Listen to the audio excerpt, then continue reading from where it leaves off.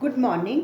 मैं डॉक्टर सरिता कुमावत आपको शरीर क्रिया विज्ञान यानी ह्यूमन फिजियोलॉजी सब्जेक्ट पढ़ा रही हूँ और उसमें हमारे 7 चैप्टर्स कंप्लीट हो चुके हैं और 8th चैप्टर एंडोक्राइन सिस्टम यानी अंतःस्रावी ग्रंथियाँ अभी चल रहा है, जिसमें कि पिछली बार मैंने उसका थोड़ा इंट्रोडक्टरी पार्ट बताया था और एक ग्रंथि थायराइड ग्रंथि, चुल्लिका ग्रंथि, उसके बारे में सारा आपको समझाया था। आज जो ग्रंथि के बारे में पढ़ाएंगे वो है उपचुल्लिका ग्रंथि यानी परा अवटु ग्रंथियाँ। या तो उपचुल्लिका ग्रंथि या परा अवटु ग्रंथियाँ यानी पैराथायराइड ग्लैंड। पैराथायराइड ग्लैंड को ही हम उपचुल्लिका ग्रंथि या परा अवटु ग्रंथियाँ कहते हैं। उपचुल्लिका ग्रंथियाँ 4 छोटी ग्रंथियाँ होती है जो कि गर्दन में थायराइड ग्रंथि पिछली बार बताई थी कि थायराइड ग्रंथि श्वासनाल के दोनों तरफ रहती है, तो 2 पार्ट्स हैं उसके। तो ये जो 4 छोटी ग्रंथियाँ होती हैं ये गर्दन में दोनों तरफ 2-2 होती हैं, थायराइड ग्रंथि के ऊपर पाई जाती हैं। 4 छोटी ग्रंथियाँ थायराइड ग्रंथि के ऊपर 2-2 दोनों तरफ पाई जाती हैं। और पराअवटु ग्रंथि से जो हार्मोन, जो द्रव स्रावित होता है, हम उसे पैराथार्मोन हार्मोन कहते हैं। पराअवटु ग्रंथि यानी उपचुल्लिका ग्रंथि से जो हार्मोन स्रावित होता है उसका नाम पैराथार्मोन हार्मोन होता है। और पैराथार्मोन हार्मोन जो है वो हमारे शरीर में कैल्शियम के चयापचय को नियंत्रित करता है। कैल्शियम का जो मेटाबॉलिज्म है, मतलब डाइजेशन और एब्जॉर्प्शन के बाद पहले पाचन होता है, फिर अवशोषण होता है और उसके बाद में चयापचय की क्रिया होती है, मेटाबॉलिज्म की क्रिया होती है। तो कैल्शियम के चयापचय में पराअवटु ग्रंथियों से स्रावित पैराथार्मोन हार्मोन जो है वो उस पर नियंत्रण रखता है और कैल्शियम लेवल को रक्त में और बोन्स में उसको भी वो कंट्रोल रखता है। एक तो हमारे शरीर में कैल्शियम के चयापचय को नियंत्रित करता है कि कैल्शियम कितना यूज होएगा, कितना बाहर निकलेगा, ये सब चयापचय।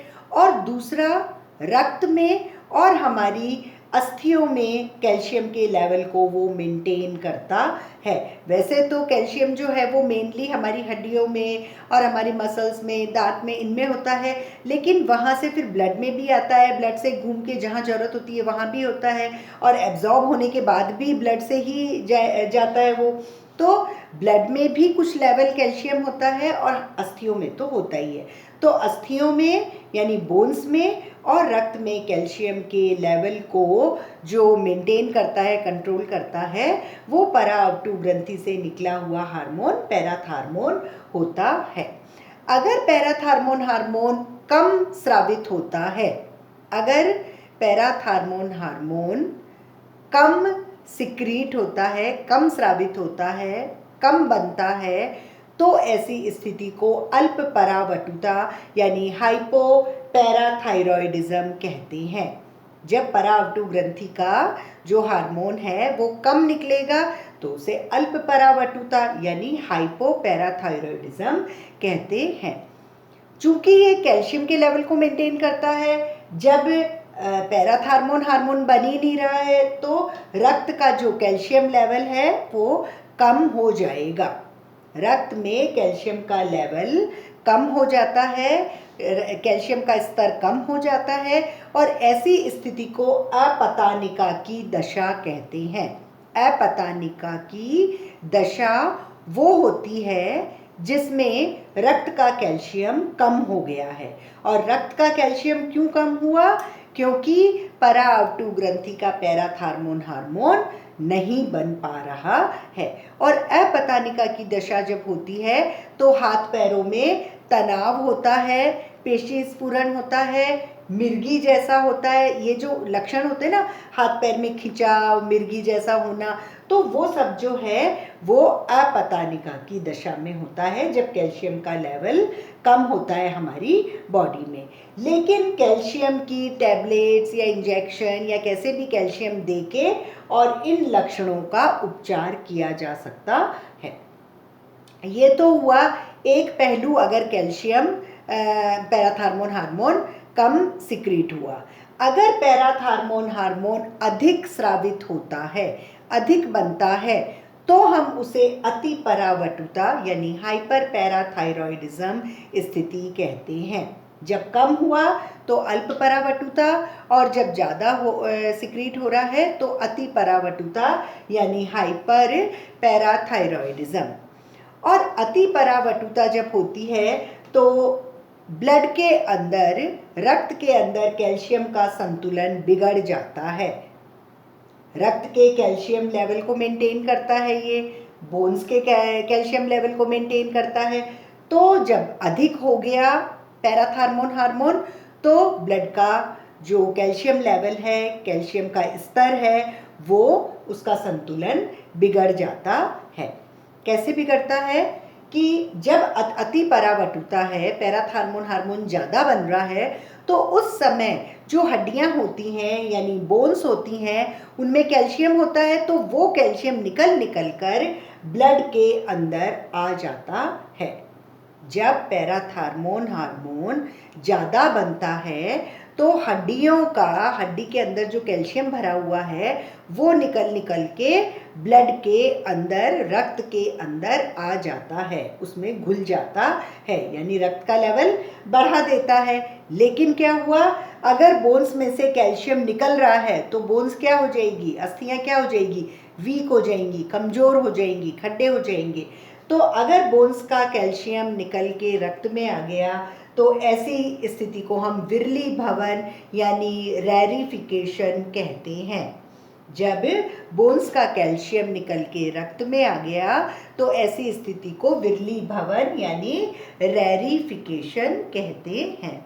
लेकिन अगर निकलता ही जा रहा है, थम ही नहीं रहा, तो विरली भवन और ज़्यादा विकार अधिक हो जाएगा और ऐसी स्थिति में बोन्स में खड्डे हो जाते हैं। जो अस्थियां होती है उनमें खड्डे हो जाते हैं, बोन्स में सिस्ट, छोटे छोटे खड्डे हो जाते हैं। और जब बोन्स में खड्डे हो जाते हैं तो ऐसी स्थिति को हम तंतुपुटी अस्थि विकृति कहते हैं। बहुत सारा कैल्शियम अस्थि से निकल रहा है, रक्त में ज़्यादा आ गया तो अस्थियां बहुत ज़्यादा वीक हो गई, तो रैरिफिकेशन, विरली भवन हो गया। लेकिन निकले ही जा रहा है तो रैरिफिकेशन से और ज़्यादा हड्डियां जो है वो खड्डे हो गए और ऐसी स्थिति को तंतुपुटी अस्थि विकृति यानी ऑस्टाइटिस फाइब्रोसा सिस्टिका कहते हैं। ऑस्टाइटिस फाइब्रोसिस सिस्टिका, तंतुपुटी अस्थि विकृति कहते हैं। इसमें पैराथार्मोन हार्मोन ज़्यादा बन रहा है, ज़्यादा बनने से बोन्स में से, अस्थियों में से कैल्शियम ब्लड के अंदर आ जाता है और अस्थियों को बिल्कुल कमज़ोर बना देता है। जब बोन्स में से कैल्शियम रक्त में आ गया तो रक्त में कैल्शियम लेवल बहुत ज़्यादा हो गया, तो रक्त का कैल्शियम लेवल बहुत ज़्यादा बढ़ जाता है। और ऐसे में रक्त कहाँ छनता है, वृक्क में। जब हमने एक्सक्रीटरी सिस्टम पढ़ा था, उत्सर्जन तंत्र पढ़ा था, तो वहाँ पढ़ाया था कि वृक्क के अंदर एक एक वृक्क 10 लाख नेफ्रॉन से मिलकर बना है। नेफ्रॉन जो वो ट्यूब्स की जो नलिकाओं का गुच्छा सा होती है ग्लोमेरुलर से चालू होके, तो जो नेफ्रॉन है वो रक्त को छान रहा है, मतलब ब्लड को छान रहा है। तो ब्लड जब कैल्शियम से बहुत ज़्यादा पूरित है और वृक्क में वो छनने जाता है, तो जितना ज़्यादा छानेगा तो वो उतना निकल नहीं पाएगा, तो कैल्शियम वृक्क में यानी किडनी में जमने लगता है। जैसे किडनी में कोई भी चीज़ जो निकल नहीं पा रही है वो ऊपर उसमें ग्लोमेरुलस में ही जमा हो जाती है, तो वो एक्चुअल में तो किडनी का पार्ट ही है भाई। एक किडनी 10 लाख नेफ्रॉन से मिलकर बनी हुई है, नेफ्रॉन में वो छन रहा है, तो वृक्क में कैल्शियम जमने लगता है। और जब वृक्क में कैल्शियम जमता है तो ऐसी स्थिति को वृक्क अश्मरी यानी रीनल स्टोन्स कहते हैं।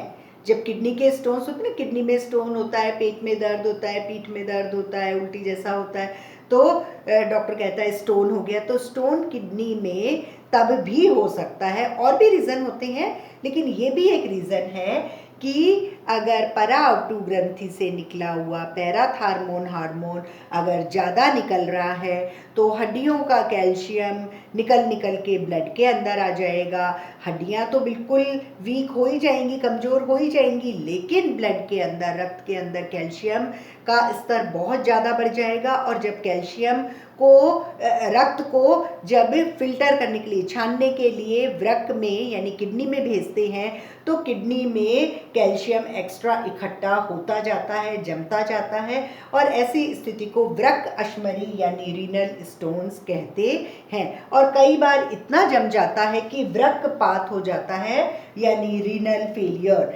किडनी फेलियर बोलते हैं ना जिसको, तो किडनी का फेलियर भी हो जाता है। तो आज जो पढ़ा है मैं वापस से थोड़ा सा रिवाइज करूंगी कि आज हमने दूसरी ग्रंथि पराअवटु ग्रंथि या उपचुल्लिका ग्रंथि के बारे में पढ़ा। पराअवटु ग्रंथियाँ 4 होती हैं, जो कि गर्दन में थायराइड ग्रंथि के दोनों तरफ 2-2 होती हैं। इससे निकलने वाले हार्मोन को हम पैराथार्मोन हार्मोन कहते हैं, और पैराथार्मोन हार्मोन हमारे शरीर में कैल्शियम के मेटाबॉलिज्म, चयापचय को नियंत्रित करता है, और हमारे रक्त और हमारी अस्थियों में भी कैल्शियम के स्तर को यानी लेवल को नियंत्रित करता है, मेंटेन करता है।